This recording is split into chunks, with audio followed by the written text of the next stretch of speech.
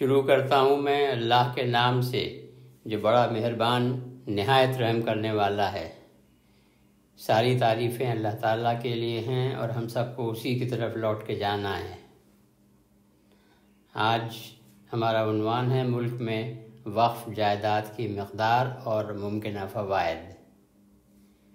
The statistics of اوقاف in our country and the possibilities۔ جزاک اللہ، بہت بہت شکریہ مرکز جماعت اسلامی ہند نئی دہلی کا، اور خاص طور سے جناب انعام الرحمن صاحب اور ان کے ساتھیوں کا جنہوں نے یہ پروگرام منعقد کیا۔ میں شکر گزار ہوں تمام سامعین کا کہ انہوں نے وقت نکالا، اور ان کا بھی جو باہر سے سفر کی صعوبتوں کے باوجود تشریف لائے۔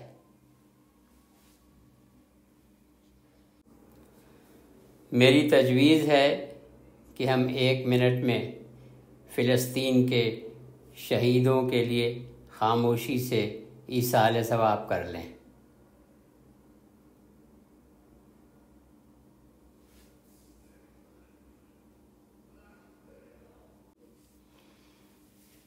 قرآن کریم میں اللہ تعالیٰ فرماتے ہیں 2.148 میں فاستبقوا الخیرات، اچھے کاموں میں ایک دوسرے پر سبقت لے جانے کی کوشش کرو۔ Vie with one another in good deeds۔ اور قرآن کریم میں 59.7 میں یہ بھی حکم دیا گیا ہے کہ دولت صرف امیر افراد تک محدود نہیں رہنی چاہیے۔ Wealth must not remain confined amongst the rich۔ لہٰذا اسلام کا یہ ہدایتی اصول ہے، ڈائریکٹر پرنسپل ہے اسلام کا، that wealth should keep on circulating in the society۔ اور بعد میں یہ کانسٹیٹیوشن آف انڈیا میں بھی ڈائریکٹر پرنسپل کے طور کے اوپر اڈاپٹ کر لیا گیا۔ ہم یہاں یہ بھی غور کر لیں کہ ہمارا روحانی سربراہانہ منشور ہے سماجی تعمیر سازی۔ The spiritual mandate of ours also gives rise to nation building۔ اب یہ جو ہدایتی اصول ہیں ہمارے ڈائریکٹر پرنسپلس، ان کی انسٹرومنٹیلیٹیز کیا ہیں، ان کے اعلی کار کیا ہیں، ہم سب واقف ہیں لیکن ایک ریکیپچولیٹ کر لیتے ہیں۔ ان میں شامل ہیں اوقاف، زکوٰۃ، صدقہ، قل العفو، فطرہ، قربانی، صوم، روزہ اور کفارہ وغیرہ۔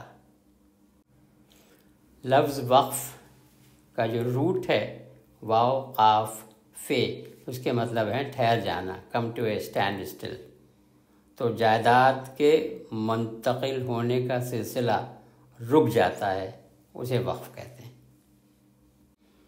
وقف کا اصطلاحی مفہوم ہے جائیداد کا ناقابل تنسیخ غیر منفک صدقہ۔ وقف is used as a term and it means an inalienable endowment of property, typically donating a building or a plot of land or even cash that specifies it to be used for religious or charitable purposes۔ قرآن کریم کی سورہ بقرہ کی آیت number 219 میں اللہ تعالیٰ فرماتا ہے وَيَسْأَلُونَكَ مَاذَا يُنْفِقُونَ قُلِ الْعَفْوَ۔ اے پیغمبر صلی اللہ علیہ وسلم، آپ سے آپ کے ساتھی لوگ پوچھ رہے ہیں کہ اللہ کی راہ میں کتنا کرنا ہے، تو آپ ان سے کہہ دیجئے کہ ہم نے ان کو جو کچھ بخشا ہے ذاتی طور کے اوپر، اس میں سے انہیں صرف اپنے لیے اتنا روکنا ہے جو ان کی ذاتی ضرورت ہے، یا ان کی نیوکلیر فیملی کی ضرورت ہے، یا جو لوگ ان پہ منحصر ہیں ان کی ضرورت ہے۔ اس کے علاوہ جو کچھ بچتا ہے وہ سب اللہ کی راہ میں کرنا ہے۔ اسلام کے اس مینڈیٹ کو امپلیمنٹ کرنے کے لیے، نافذ کرنے کے لیے ایک سہولتی میکانزم کے طور پر زکوٰۃ فاؤنڈیشن آف انڈیا نے ایک مفروضہ پیش کیا ہے۔ A hypothesis has been put forward by ZFI as a facilitatory mechanism۔ اس کا نام ہم نے رکھا ہے trail 33. T is for time, وقت. R for resources, وسائل. A for assets, زمین جائیداد. I for income, آمدنی. and L for love, جذبہ محبت. تو یہ لفظ بنتا ہے ٹریل.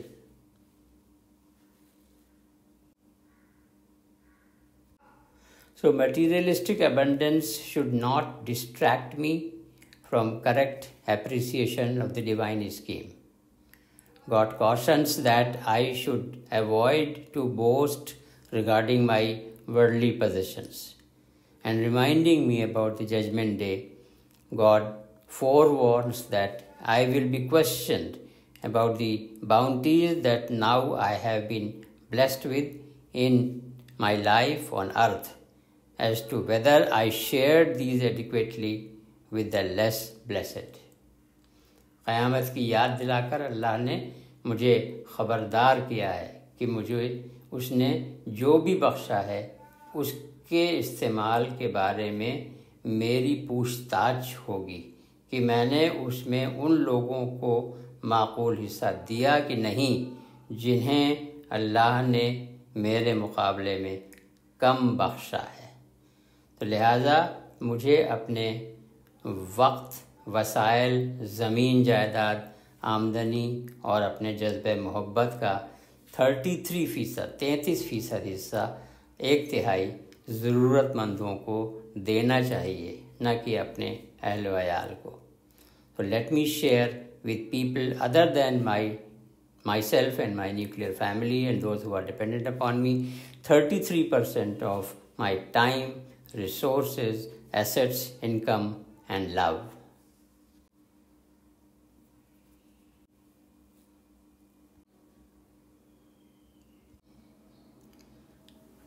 اسلام کے وقف قانون اور مدرسوں کی بنیاد جب پڑ چکی تھی 10ویں صدی عیسوی میں، تو اس وقت اس کے بعد سے بیمارستان یعنی کہ اسپتال بھی پورے اسلامی دنیا میں بننا شروع ہو گئے تھے. 11ویں صدی آتے آتے ہر اسلامی شہر میں بہت بڑی تعداد میں اسپتال ہوا کرتے تھے، اور جو وقف کے ادارے تھے وہ فنڈنگ کرتے تھے اسپتالوں کی. اس کے تمام خرچے وقف کے فنڈ سے ہی ہوا کرتے تھے. بعد میں 12ویں اور 13ویں صدی میں انگلینڈ میں جب کروسیڈز کے دوران، صلیبی جنگ کے دوران یہ قانون ڈیولپ ہوا، ٹرسٹ کا قانون جب ڈیولپ ہوا، تو اس کے لیے انہوں نے انسپریشن لیا تھا جو مڈل ایسٹ میں، مشرق وسطیٰ میں پہلے ہی اس کے وقف کے ادارے قائم ہو چکے تھے اور اس کا ایک قانون آ چکا تھا. اب جیسا کہ مینڈیٹ ہے آج کا، تو کچھ ہندوستان میں اوقاف سے متعلق اعداد و شمار، اسٹیٹسٹکس پر بھی ہم تھوڑا غور کر لیتے ہیں. جسٹس سچر کمیٹی کی رپورٹ نومبر 2006 میں پیش ہوئی تھی. اس کے مطابق جو ٹوٹل بک ویلیو ہے تمام اوقاف کی ہندوستان میں، سب پراپرٹیز ملا کر کے، تو وہ 54 ارب یعنی کہ 54 بلین روپیز ہے. وہ تھی اس وقت 2006 میں بک ویلیو. وہ بھی یہاں میں یہ بھی عرض کر دوں کہ میں خود ہی ذمہ دار تھا، تو چونکہ ہمیں جلدی تھی کہ سچر کمیٹی کی رپورٹ سبمٹ ہو جائے، اور ملک سے پورے تمام صوبوں سے ڈیٹا نہیں بھی آ پایا تھا، 2-4 صوبوں سے ڈیٹا نہیں آیا تھا، تب بھی ہم نے رپورٹ سبمٹ کرتی تھی. تو لہٰذا جو ایکچوئل فگرز ہیں وہ اس سے زیادہ ہیں. جسٹس سچر کمیٹی نے بتایا کہ 5 لاکھ سے زیادہ پراپرٹیز ہیں اوقاف کی، جن کا کہ ٹوٹل لینڈ ایریا 6 لاکھ ایکڑ ہے بلکہ اس سے زیادہ، اور اس کی مارکیٹ ویلیو اس وقت 2006 میں 54 بلین روپیز تھی، یعنی کہ 54 ارب روپے، 54 بلین روپیز، 54 ارب روپے۔ لیکن ان سب کے باوجود آپ غور کریے ذرا کہ سچر کمیٹی نے یہ بھی بتایا کہ اس وقت جو پوری انکم تھی کلہم پورے ملک میں اوقاف سے، وہ سالانہ انکم آمدنی اس کی 163 کروڑ ہی تھی، 163 کروڑس۔ ہم لوگ خوب واقف ہیں کہ آدھے سے زیادہ وقف پراپرٹیز کے اوپر ناجائز قبضے ہیں، اور ہمیں ضرورت ہے اس بات کی کہ ہم کوشش کریں دام درم قدم سخنیں کہ ہم ان جائیدادوں کی بازیافت کر سکیں۔ We should be able to retrieve the Waqf properties. یہاں میں آپ کے سامنے 2 فگرز اور پیش کر رہا ہوں جسٹس سچر کمیٹی کی رپورٹ میں سے۔ ایک یہ ہے وہ بچے جنہوں نے کبھی بھی اسکول اٹینڈ نہیں کیا، کبھی اسکول زندگی میں اپنی عمر میں گئے ہی نہیں اسکول، اور گئے تو ڈراپ آؤٹ ہو گئے۔ یہ دونوں فگرز مختلف مذاہب کے ماننے والوں کے بچوں میں کیا کیا ہے، یہ جسٹس سچر کمیٹی نے ایک تقابلی جائزہ لیا تھا، کمپیریٹیو انالیسس، تو وہ سامنے ہے آپ کے، اور اس سے بالکل صاف ظاہر ہو جاتا ہے کہ اس میں سب سے بڑی جو پرسنٹیج ہے وہ ہے مسلمانوں کی، drop out rates and those who never attended school. دوسری فگر ہے اسکول جانے کا اوسط وقفہ، کہ mean years of schooling of the children, 7 سے 16 سال کے بچوں کے عمر کے بیچ کے بچوں کی، اس میں بھی جو سب سے کم فگر ہے وہ ہے مسلمان بچوں کی۔ لہذا اور بھی ضرورت ہے اس بات کی کہ ملت کو اونچا اٹھانے کے لیے، خاص طور سے تعلیمی میدان میں، ہم اپنی وقف جائیدادوں کو ریٹریو کریں فرام ایڈورس پوزیشن۔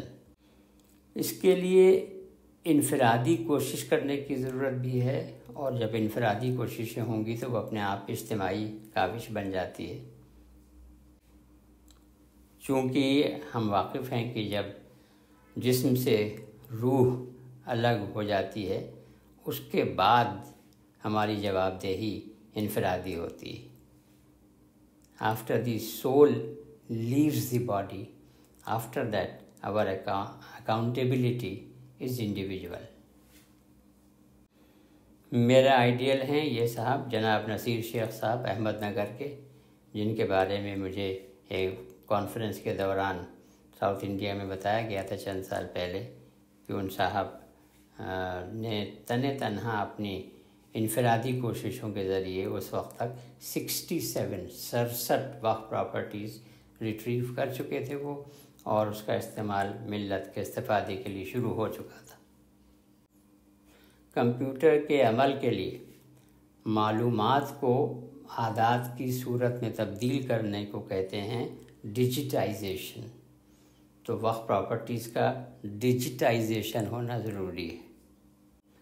قرآن کریم کی پہلی وحی میں لفظ قلم کا استعمال ہوا ہے، تو قلم وہ ہر آلہ ہے جس کے ذریعے کوئی اطلاع ایک انسان سے دوسرے انسان یا ایک جگہ سے دوسری جگہ تک پہنچ سکے۔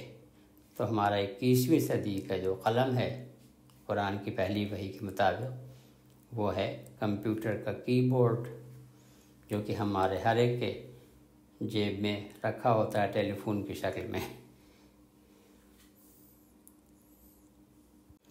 ہمیں سے ہر ایک کے پاس اپنی وائی فائی فیسلٹی ہونی چاہیے، یہ ہماری پرائرٹی ہونی چاہیے۔ کوشش کیجئے کہ اپنا خود آئی پیڈ خریدیں، چاہے اس کے لیے ہمیں دوسرے خرچوں کو کم کرنا پڑے، شادیوں میں خرچہ بالکل نہ کریں کہ آئی پیڈ خرید لیں۔ ضلع کے سطح کے اوپر وقف کمیٹی کا انعقاد ہم خود کر لیں، اور محلے اور وارڈ اور گاؤں میں بھی یہ کام کریں۔ اپنے اپنے ضلع کے لیے ہم خود ویب سائٹ کریٹ کر دیں،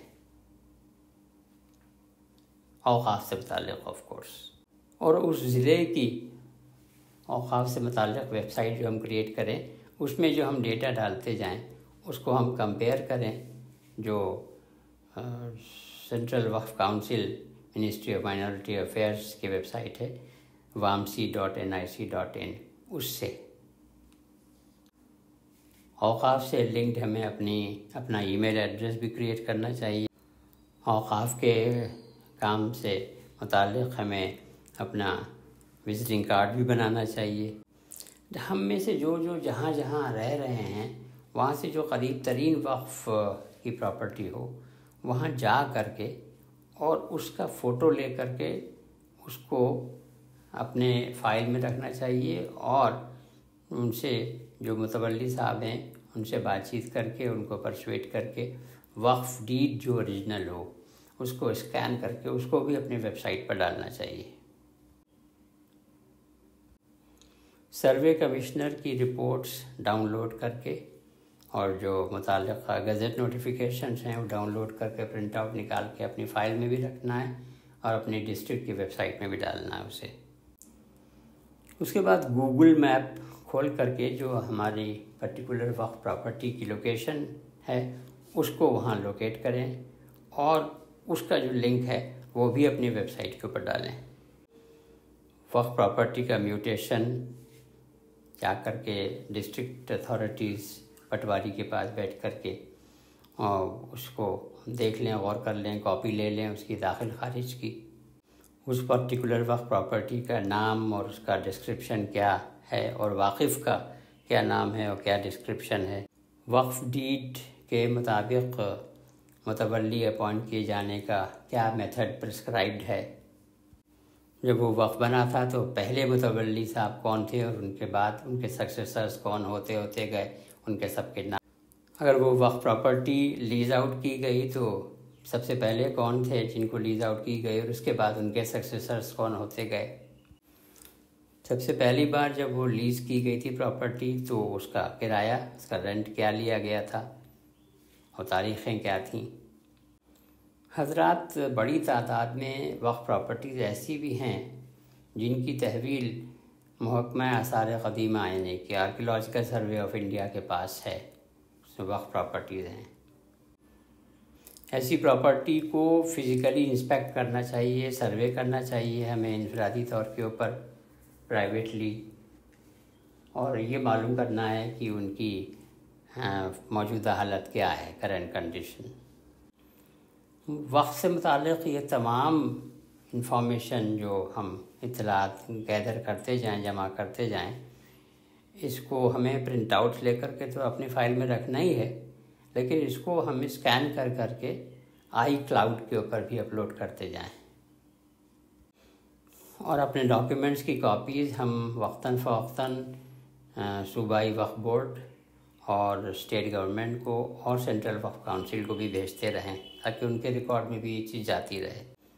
وقف سے متعلق کتابیں موجود ہیں اور سپریم کورٹ اور ہائی کورٹ کے ججمنٹ بھی موجود ہیں، ان کو بھی ڈاؤن لوڈ کر کے ہمیں اپنے پاس رکھنا چاہیے اور اپنی ویب سائٹ پہ ڈالنا چاہیے۔ ڈسٹرکٹ اتھارٹیز سے اور اسٹیٹ گورنمنٹ میں جو لوگ وقف کے کام سے متعلق ہیں ان کے ساتھ ہمیں لائجوں رابطہ قائم رکھنا چاہیے۔ دسیوں ہزار مقدمے چل رہے ہیں ملک میں وقف پراپرٹی کی اونرشپ سے متعلق، تو اس میں بھی ہمیں جو لوگ اس کی لیاقت رکھتے ہیں انہیں دلچسپی لینی چاہیے، وکیل کا نام اور معلوم کر کے اس سے ڈسکشن کرنا، وقف ٹریبونل میں، ہائی کورٹ، سپریم کورٹ میں کیا ہو رہا ہے اس کو فالو اپ کرنا۔ کافی تعداد میں وقف جائیداد ناجائز قبضے میں ہیں، حکومت کے ناجائز قبضے میں بھی ہیں، یہ جسٹس سچل کمیٹی نے اپنی رپورٹ میں لکھا ہے اور کچھ صوبوں کے اعداد و شمار بھی دے رکھے ہیں۔ اس سے متعلق ایک ضروری اطلاع یہ ہے کہ اندرا گاندھی جب وزیر اعظم تھیں تو انہوں نے خط لکھا تھا تمام چیف منسٹرز کو اور ان سے کہا تھا کہ جن وقف جائیدادوں کے اوپر قبضہ ہے حکومت کا کسی بھی طرح سے، تو اس کو یا تو خالی کر دیا جائے اور جائیداد واپس کر دی جائے اسٹیٹ وقف بورڈ کو، اور اگر ایسا ممکن نہیں ہو تو پھر تو مارکیٹ ریٹ کے اوپر اس کا کرایہ دینا شروع کرنا چاہیے۔ یہ جو ہم اطلاعات گیدر کریں گے، اپنی فائل بنائیں گے، اپنے ویب سائٹ کے اوپر ڈسٹرکٹ لیول کے اوپر ڈالیں گے، اس کی بنیاد کے اوپر جہاں جہاں ہم سمجھتے ہیں کہ ہمارے پاس مواد کافی ہے، اس کی بنیاد کے اوپر ہم RTI پیٹیشنز داخل کر سکتے ہیں وقف اتھارٹیز کے پاس اور گورنمنٹ کے پاس۔ یہ یاد رکھیے کہ RTI پیٹیشن جو بھی لکھیں وہ سسٹمیٹیکلی سمجھداری کے ساتھ ہونی چاہیے، اور یہ تو بالکل طے ہے کہ اس میں جو الفاظ استعمال کریں وہ بہت شائستہ ہونے چاہیے۔ وقف پراپرٹیز کے استعمال سے بہت سے ادارے قائم ہو سکتے ہیں، انفارمیشن سینٹر، کوچنگ انسٹیٹیوٹ، تعلیمی ادارے، ٹیکنیکل ادارے، ITIs، لائبریری، ریڈنگ روم، کمیونٹی سینٹرز، آنگن واڑی، میڈیکل سینٹرز، یتیم خانے بچوں اور بچیوں کے لیے الگ الگ، ہاسٹلز شہروں میں لڑکوں اور لڑکیوں کے لیے الگ الگ، اولڈ ایج ہومز تو ہمارے ہیں ہی نہیں، بہت کم ہیں، شاید ہیں ہی نہیں، عورتوں اور مردوں کے لیے الگ الگ وغیرہ۔ تو ہمیں وقف جائیداد کا استعمال کر کے ادارہ سازی کرنی ہے۔ We have to build and strengthen the institutions۔ اب وقف کا جو قانون اس وقت ہے وہ ہے ایز پر امینڈمنٹ ان 2013۔ اس میں بہت سی خوبیاں بھی ہیں، اچھے امینڈمنٹس ہوئے پازیٹیو، لیکن کافی چیزیں اس میں رہ بھی گئیں۔ مثلا جسٹس سچر کمیٹی نے یہ ریکمینڈ کیا تھا کہ جو وقف پراپرٹیز لیز کی جائیں وہ مارکیٹ ریٹ کے اوپر لیز رینٹ ہونا چاہیے، وہ اس میں قانون میں وقف قانون میں 2013 میں نہیں آ سکا۔ 15 سے 30 سال کے لیز کی مدت کا جو التزام کیا گیا ہے وہ وقف کے مقاصد اور قوانین اسلامی کے عین مطابق ہونا چاہیے، یہ بھی ایکچولی قانون میں آنا چاہیے تھا۔ وقف بورڈ کو ریاستی حکومت کی مداخلت کے بغیر ہی لیز آرڈر جاری کرنے کا اختیار ہونا چاہیے۔ سیکریٹری آف دی سینٹرل وقف کونسل، اس کا کوئی رتبہ سرکاری میکینزم میں، ہائرارکی میں کوئی طے نہیں ہے، کوئی پرسکرائب نہیں ہے، جس سے کہ وقف ایڈمنسٹریشن کے کافی نقصانات ہوتے رہتے ہیں مستقل۔ تو جسٹس سچر کمیٹی نے ریکمینڈ کیا تھا کہ joint secretary government of India سے کم لیول نہیں ہونا چاہیے سیکریٹری آف دی سینٹرل وقف کونسل کا۔ Rent control act should not be applicable to وقف properties۔ The definition of encroacher should include who has altered the property leased out or occupied by him without prior written permission of the board۔ کوئی وقف property اگر acquire کی جائے government کے ذریعے تو اس میں لکھا ہے قانون میں only with consultation of the board، state وقف بورڈ، تو اس کے بجائے ہونا چاہیے with prior permission of the board۔ Chief executive officer جو اسٹیٹ وقف بورڈ کا ہوتا ہے اس کے میجسٹریل پاورز ہونے چاہیے۔ چونکہ 2013 کے قانون میں یہ بات آ چکی، جیسا کہ ریکمینڈ کیا تھا جسٹس سچر کمیٹی نے، کہ اسٹیٹ وقف بورڈ کا جو CEO ہے اس کا لیول کم سے کم ڈپٹی سیکریٹری کا ہونا چاہیے اسٹیٹ گورنمنٹ کے، اور ڈپٹی سیکریٹری لیول کے مسلم آفیسرز ہمیشہ موجود نہیں ہوتے ہیں، لہذا جسٹس سچر کمیٹی نے یہ بھی ریکمینڈ کیا تھا کہ جیسے بہت سی سروسز کریٹ کی گئی ہیں ویسے ایک انڈین وقف سروس بھی کریٹ کر دی جائے، جس طرح سے بہت سی اسٹیٹس میں ہیں Hindu religious and charitable endowment administration service. The model exists in Tamil Nadu, Kerala, Karnataka, Andhra Pradesh۔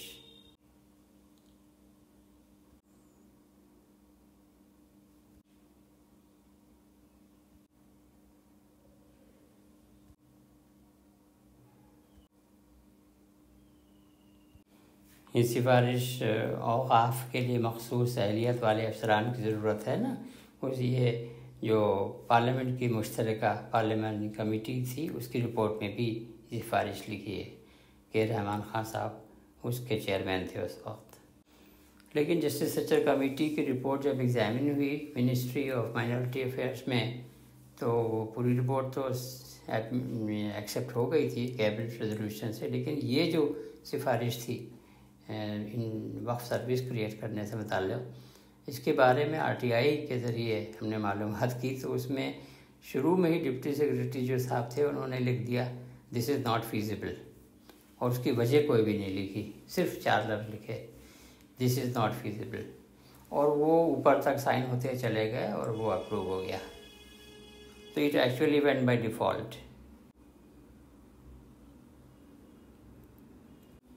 جبکہ کانسٹیٹیوشن آف انڈیا میں اس کا پروویژن پورا ہے.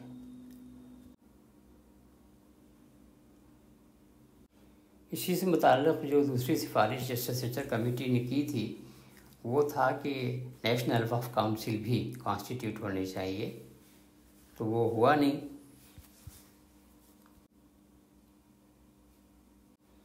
لہذا بعد میں اب تمام لوگوں کے مشورے سے زکوٰۃ فاؤنڈیشن آف انڈیا کے تحت ایک نیشنل وقف اکیڈمی قائم کر دی گئی ہے، اور اس کا پورٹل بھی میں آپ کو دکھا رہا ہوں. اس میں آپ جائیں گے انشاءاللہ تو بہت کام کی باتیں ملیں گی. وقف اویئرنیس سے متعلق ملک بھر میں آن لائن پروگرامز ہوتے رہنا چاہیے، اور نیشنل وقف اکیڈمی جو زکوٰۃ فاؤنڈیشن کی ہے وہ اس طرح کے پروگرامز کرتی رہی ہے، اور اس کے ویڈیو ریکارڈڈ لیکچر بھی موجود ہیں.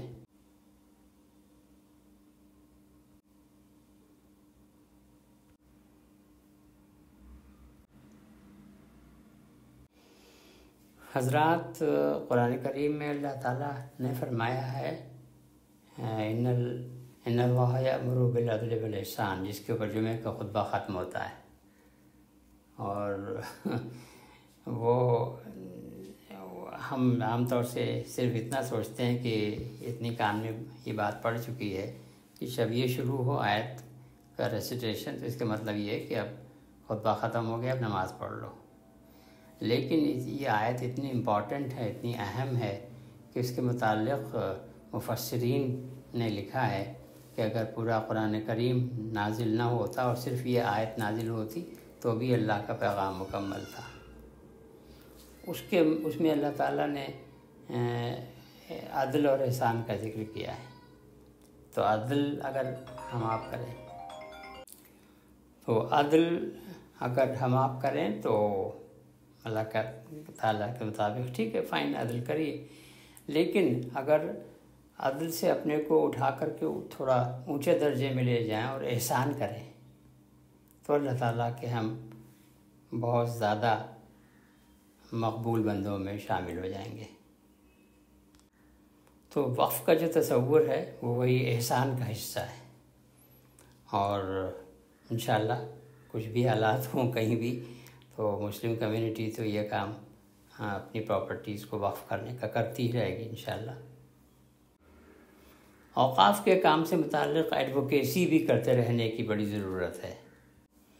ہم لوگوں نے اس وقت کے وزیر اعظم ڈاکٹر منموہن سنگھ صاحب سے بھی اس کا ذکر کیا تھا، اور موجودہ وزیر اعظم جناب نریندر مودی صاحب کے سامنے بھی میں نے پاور پوائنٹ پریزنٹیشن کیا تھا. For 30 minutes, the Gujarat Chief Minister Narendra Modi was publicly walked through a PowerPoint presentation on why he needs to do more for Muslims. And Narendra Modi not just listened, but reacted. A first of its kind move. Doctor Zafar Mahmood ने बातें बताई तो thought provoking होता है कि भैया चलिए ये भी एक दृष्टिकोण है. We must try to understand others. उस अर्थ में मैं इस युवा पीढ़ी को भी जानना समझना चाहता हूं.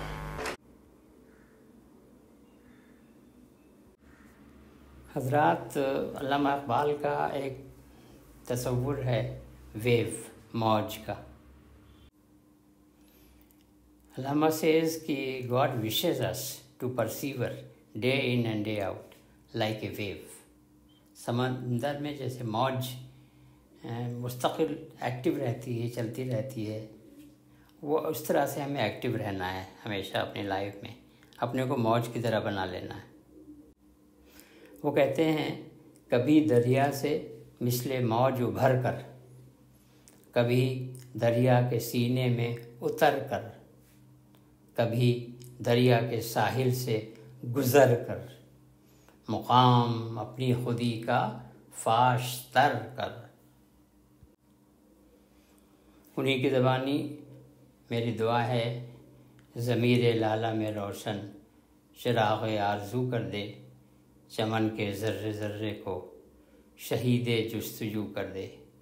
او lord, light up the tulip's heart with aspirations and charge every particle of the garden with perseverance. وآخر دعوانا الحمدللہ رب العالمین والصلاة والسلام علی سید المرسلین الحمدللہ رب العالمین۔